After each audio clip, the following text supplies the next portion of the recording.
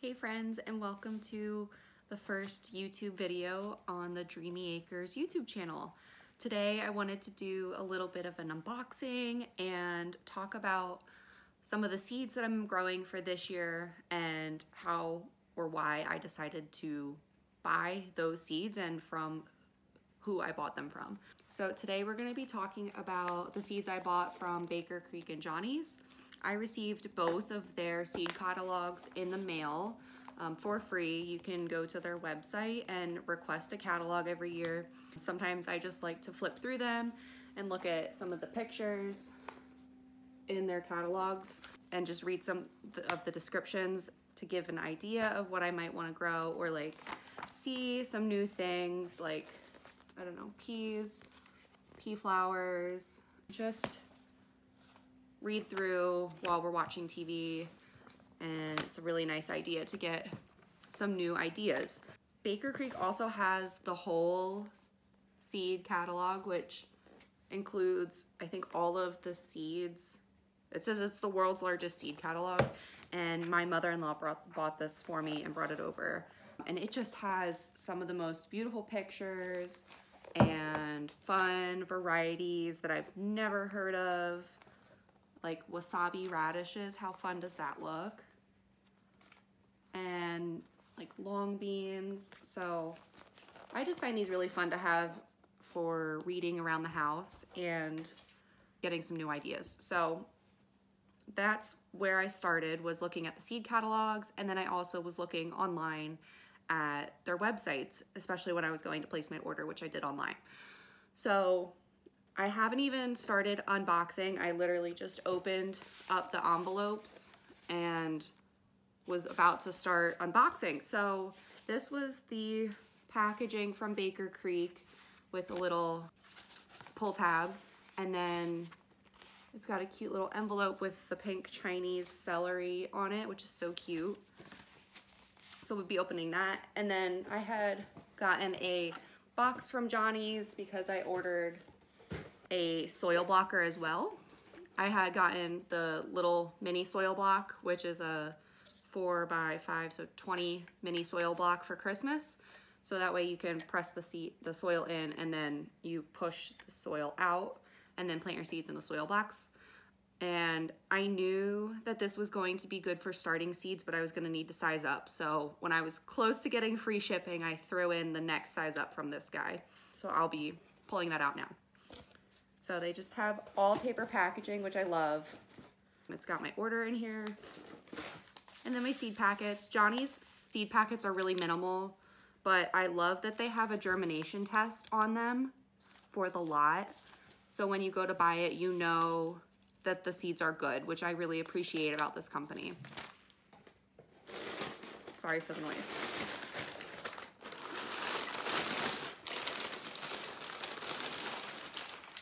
So this is the soil block.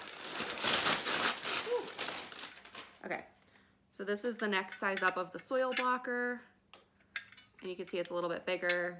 So these soil blocks, individually, you can fit one into one of these soil blocks. So when you need to pot up, you just go up to the next size. So really love that. I'm really looking forward to trying soil blocks for the first time this year.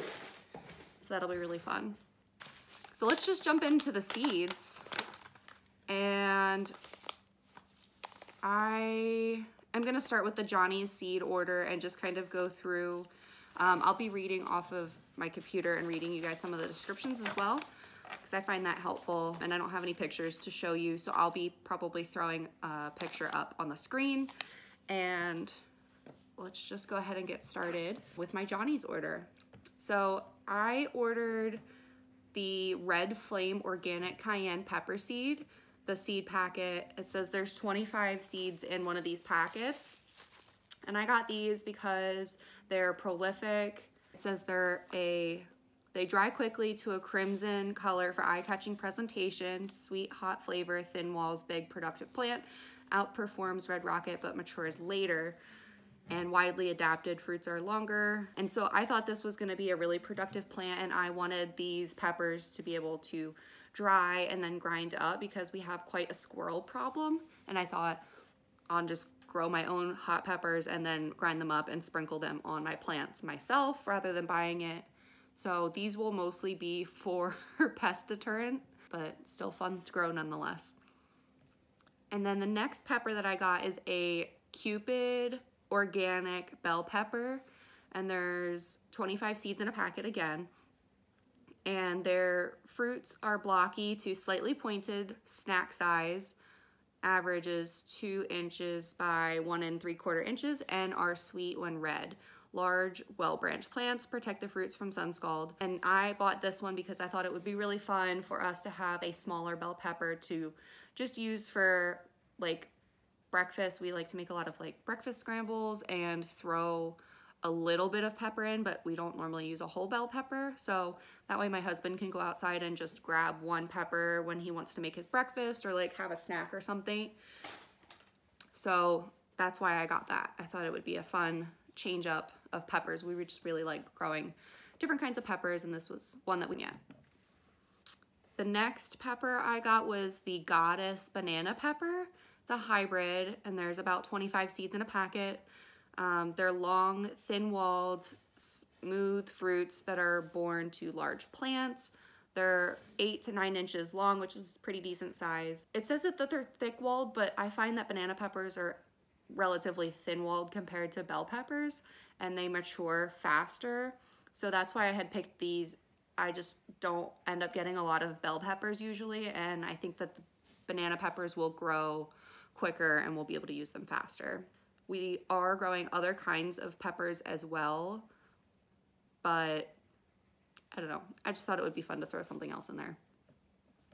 The next things that I bought from Johnny's was broccoli seed. I bought a lot of broccoli seed last year, and the squirrels end up getting most of it.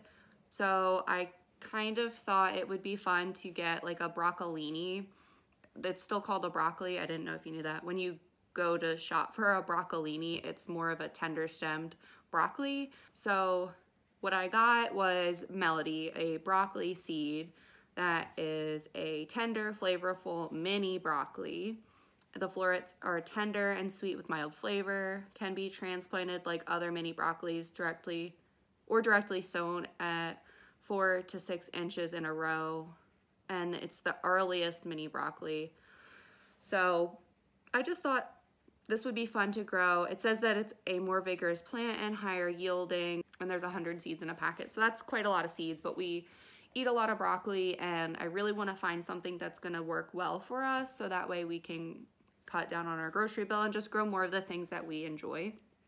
So I'm really trying to pinpoint what broccoli seed's going to be best for us, which is why I ended up buying 2 varieties this year, even though I still have other seeds left over from last year. So the next broccoli that I got is called BC 1611, which is the hybrid name. So it's an easy, attractive, bunched broccoli. The stems are tender, pickable at a longer length, up to 8 inches for easier bunching. There's fewer leaves on the stems, so you don't have to strip as much, but that's not a concern for me. It's got bright green color and a head shape, strong plant with open habit. Pinching's not necessary. And there's about 100 seeds in this packet too. I liked this one because that the stems are tender and longer, which is good for a broccolini because it's mostly stem anyway. So as long as I have a lot of good stem, I'm happy with that. And again, I'm just trying to figure out like what broccoli is going to do well for us that we can enjoy, because we eat a lot of broccoli. So, and then I'm going to talk about a couple of squashes. So I got the infamous honey nut squash. It's an organic butternut squash seeds. It's a mini butternut, so they're smaller. Let's see, does it say the size? It says it's a later maturing, so plant early to achieve the best tan color. If it's stored green, the fruits will eventually ripen. It doesn't say in the straight up description about the size of it, but it's a personal sized squash. Oh, and then I also got this one because it is resistant to powdery mildew, and I think I remember, oh yeah, so this one is more resistant to the squash vine borer. That's why I thought that that would be good for us because we have a lot of powdery mildew and squash vine borer. But yeah, we'll see on that one. And then the next squash I got was a zucchini. So it's the Green Machine Organic F1 zucchini squash. And it says it's a uniform medium green with light flecking, open plant habit with moderate spines, high yielding 7 to 8 inch fruit, excellent disease package, keeps the plant healthy and producing for a full season harvest. So it's pretty humid where I am. I'm in zone 6A in New Jersey, and it gets pretty humid and we get a lot of rain in the late season. So last year we didn't, but powdery mildew is always around. So that's why I had gotten this. And it's supposed to be high yielding, which we eat a lot of zucchini as well. And there's about 30 seeds in a packet. And then I got some onion seeds, and I'm trying a few different kinds. So I got 1 seed from Johnny's, and then I got 2 seeds from Baker Creek. And last year my onions did terrible, so I'm just trying to figure out if it's me or if I'm not watering enough. I'm also going to try direct seeding my onions this year to see if that has a better outcome for me. I'm not sure if maybe the transplant process was too shocking for them. Where I am, we grow long day onions, so I got the Patterson F1 onion seed. It is a long day onion, and it has long storing yellow onion. It says it has the same firmness and storage as copra with a larger size, better uniformity, and a higher yield potential. That sounds great. I'll take it. I had really tiny onions last year, so I'm looking for big onions. So I'm gonna buy a big onion variety. So that's all I really have to say about that. I don't really know much about onions or the differences yet, so I'm just trying something new. And then the last couple of seeds that I got were all flowers because I want to draw in pollinators and also have like some of these are edible because I thought it would be fun to have a flower that I could pick for tea and dry for tea. So I got an orange button calendula seed, which is this really beautiful orange color. It's got these full flowers, it's double blooms, and it's just this really, like, one of my favorite colors, this like burnt orange color. And it says it's got a vibrant color, blooms have a brilliant dark orange petals and contrasting dark, almost purple center, also known as a pot marigold or a common marigold or a Scotch marigold, but this can be grown for drying for tea. So that's what I'm gonna be using it as. I don't have any idea, I've never tried that before, but I thought that would be fun. Oh, it says that you can also use it as flower confetti in soups, souffles, rice dishes, baked goods, or garnishing desserts. Yeah, so that's gonna be fun. And then I got a rocket mix of snapdragons, and they're just beautiful long stemmed snapdragons. Not really much to say about them. I just thought it would be fun to grow them as like a border around the garden. They're pretty easy. I don't really have to do much with them, so that's why I got them. And then the last 2 I got were Rudbeckia. So I got the Sahara variety of Rudbeckia seed. It's like a dark orange variety of like copper. It says brown, copper, pale yellow, and soft rose. So it's a beautiful fall color arrangement, which I think would be really fun. It says that they're compact in nature and they reach about 22 inches of height. Though the colors in this mix are highly sought after for cut flowers, the stems are only used for shorter bouquets because they're, you know, it's a short plant.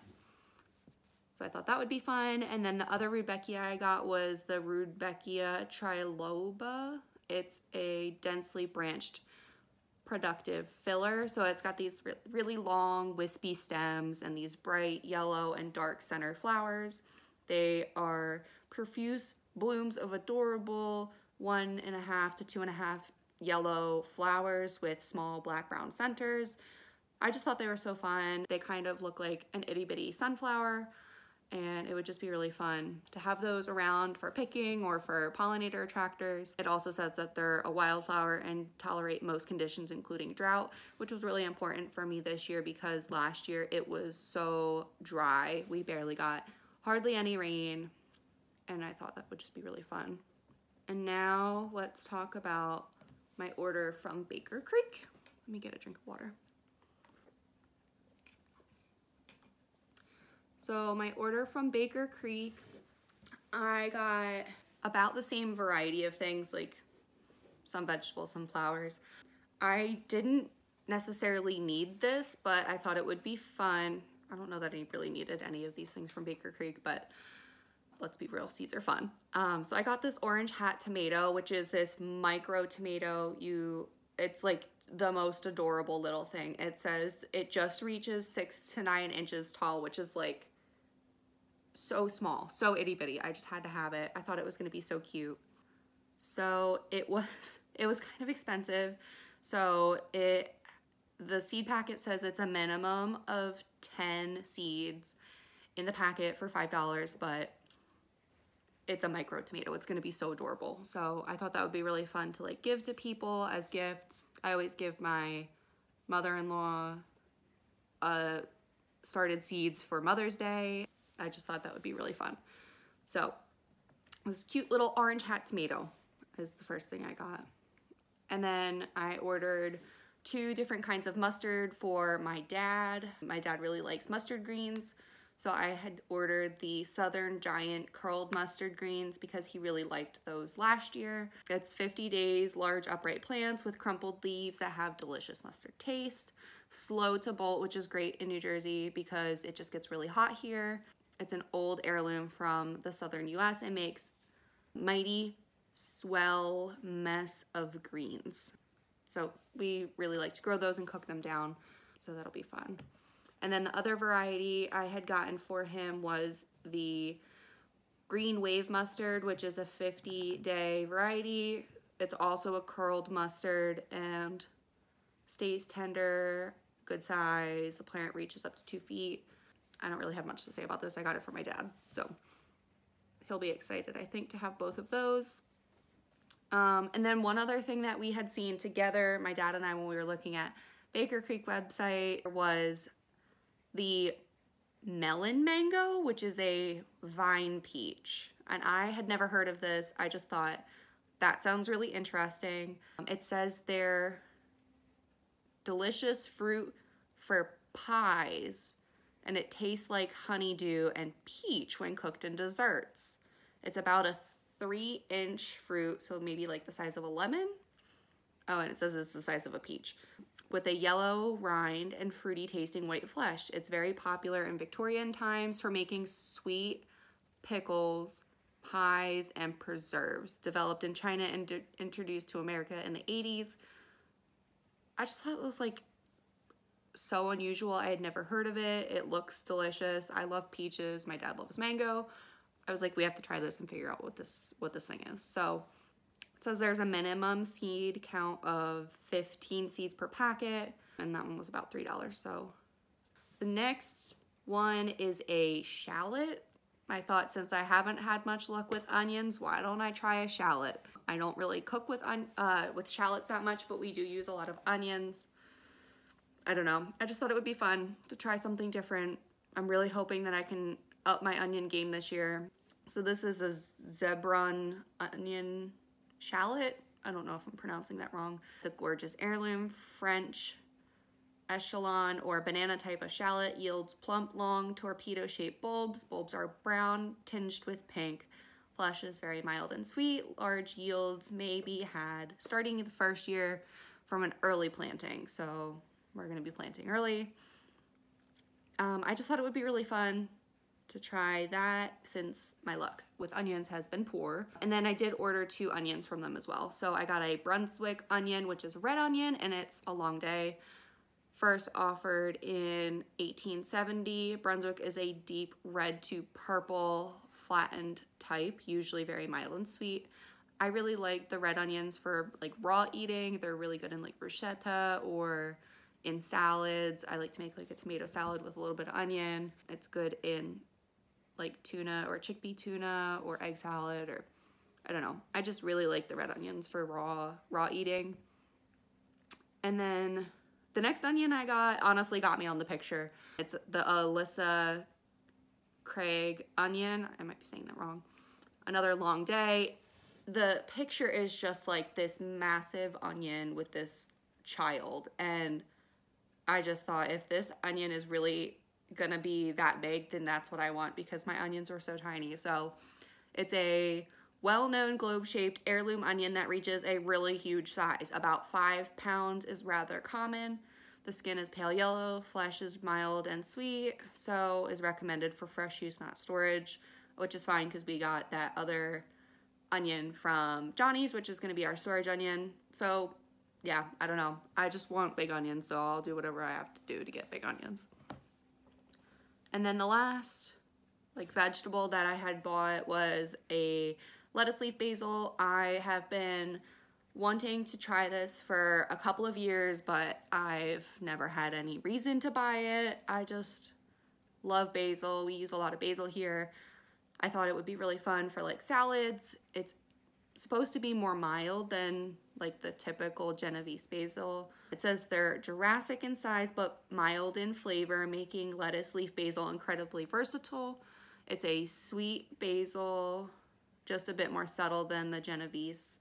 Great for making gallons of pesto, tossing into salads, and perfect for delicious lettuce leaf basil wraps. It says that they can get like 6 inches, which is amazing. So I'm really excited to grow this. I hope that we have a really great basil year. I don't know if I'll be using this all for pesto because I probably will end up eating all of it, but we really do enjoy a lot of pesto, and we freeze a lot of that for the winter time for easy meals to just pull out and eat.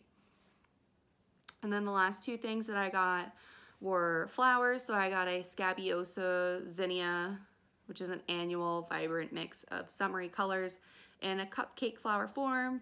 They're extra fun with frilly pom-pom tops. The blooms add a different texture to arrangements and brighten a border. I just thought that this little like fuzzy double bloom petal arrangement was just so adorable. I just really love those. So I got that. And then I got the Queen Mix Salvia, which is pollinator friendly blooms. Rosy pink and violet spikes are aromatic and nectar rich. This mix is a honeybee heaven. It's a perennial, which is a plus for me.